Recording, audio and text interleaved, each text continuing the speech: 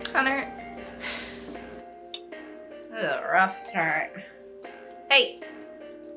Quiet. Perfect.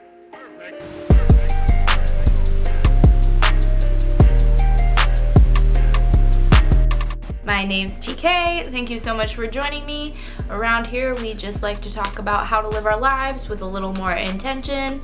And today, we're getting into my semi-crippling fear of failure. So buckle up. It's gonna get bumpy. I'm gonna need some liquid courage for this one. So, as I'm speaking to you, it is currently 10:17 on Sunday night. As you may already know, I like to keep our dates on Mondays. I really pushed this one all the way to the last second because, to be completely honest with you, I am not comfortable hanging out with you just yet. And this is the part where I'm supposed to ask you to like and subscribe. And one of the reasons I really wanted to talk about this topic this week is I'm not even comfortable enough with you to ask you to do that yet, which means we have a problem. And the only way to get comfortable at something is to keep doing it. So if you like what you see here, hit that like button, turn on notifications if you want to be notified every Monday when I upload a video. Or don't. I don't really care that much yet. I know from conversations I've had with a lot of my close friends and colleagues, the habit of being too precious with your ideas up front can often keep you from starting them in the first place because you are afraid that the final product isn't going to be perfect. I absolutely struggle with perfectionism, but there are definitely times in my life where I could have benefited from putting myself out there a little more, learning a new thing, whether or not it was going to go anywhere, whether or not it was going to be a productive use of my time. Because in retrospect, anything that you put effort into, you're going to get something out of it. And you know what else?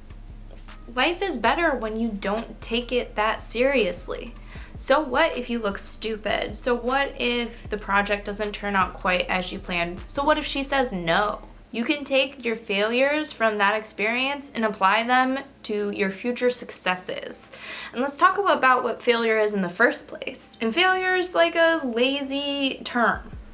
It literally just means a lack of success. And you can define success in so many ways. It doesn't have to be like millions of dollars or a corner office. It could be more time with your loved ones, or finishing a book a month, or starting a new gym routine, or just like keeping a gratitude journal. You get to define success, which means you also get to define failure. It can mean whatever you want it to mean. So why don't we just make it mean something absolutely ridiculous and take away its power in the first place? For me, when I think of failure, I think of like bad decision making that left my family destitute. Like, I made a mistake to the point where my husband and my dogs and I are homeless and everything seems terrible.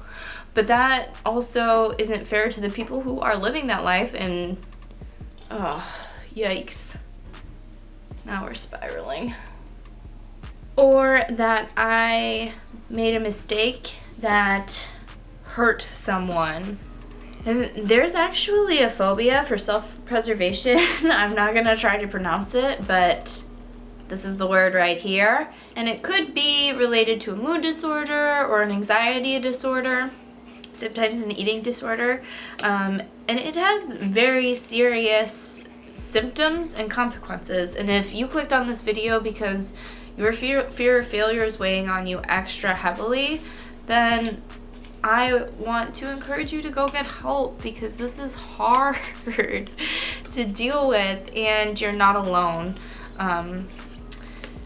There's nothing wrong with admitting that you can't do it on your own. And I think for me, the biggest insecurity I have is that I'm not worthy of this awesome life that I've been given, and I realize the paradox in that I am devaluing my current existence by questioning it. But it's a thought loop that I get into easily and frequently, and this week it's been extra hard, which is why we are in the 11th hour having this conversation. But there's something freeing about me sitting in front of my camera and telling you that I am a fraud, because now I don't have to be afraid of you finding it out. I don't have all the answers. I'm still trying to figure this out just as much as you are, and I'm doing my best to live my life in an equitable way where I'm growing without a huge impact on the planet or those around me, but I mess it up constantly. And if anyone tells you that they have all the answers for how you can live your perfect life, you probably already know this, but they're lying. So if you also have this tendency to utilize that fortune telling part of your brain that it was nope, don't try, it's gonna end awful, it's not gonna be what you wanted it to be, people are gonna judge you, or you're not going to be able to do a good job on this before you even start.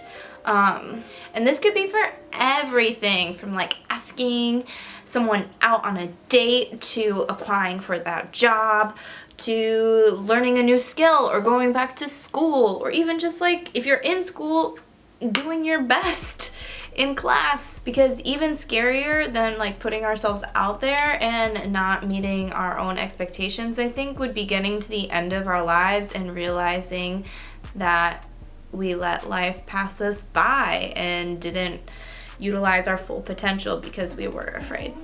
So there's a couple tools that I've found to be pretty helpful for this type of problem. The first one is a TED Talk from Ferriss that came out a couple years ago, where he talks about fear setting. And this is a really useful exercise because in it you define what exactly it is that you're afraid of, and then what you can do to avoid it, and then how you would repair it if that were to happen. And he goes into this pretty in depth, and it's a quick video. It's only around 13 minutes. I highly recommend it. The other helpful tip I have for you is from Mel Robbins. It's the 5-second rule. The whole idea behind it is that you change your life through small daily acts of courage, combating that fear of failure, doing things that scare you and take you out of your comfort zone. And Mel Robbins' strategy is a simple mental countdown: 5, 4, 3, 2, 1, go.